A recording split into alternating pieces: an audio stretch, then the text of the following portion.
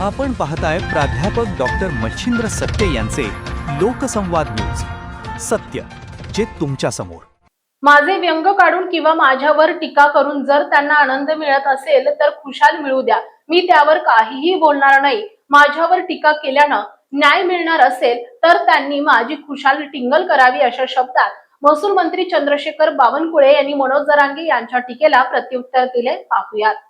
माझ्याबद्दलचं व्यंग करून, मला वाईट बोलून, माझ्याबद्दलच्या शरीरावर चेहऱ्यावर टीका करून जर त्यांना आनंद मिळतो आहे, त्यांना असं वाटतं की समाजाला याच्यातून न्याय मिळणार आहे, नक्कीच त्यांनी माझी टिंगलटवाडी करावी.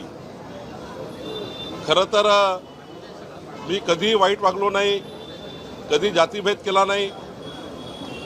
खरं तर मराठा ओबीसी याही वादात कधी पडलो नाही. पण जाणीवपूर्वक या ठिकाणी मला असं वाटतं की काय गैरसमज झाले मला माहिती नाही, पण या राज्यामध्ये महसूल विभागाचं काम आहे प्रमाणपत्र, जात प्रमाणपत्र देणं. या राज्यामध्ये मागच्या 3 वर्षामध्ये महसूल खात्याने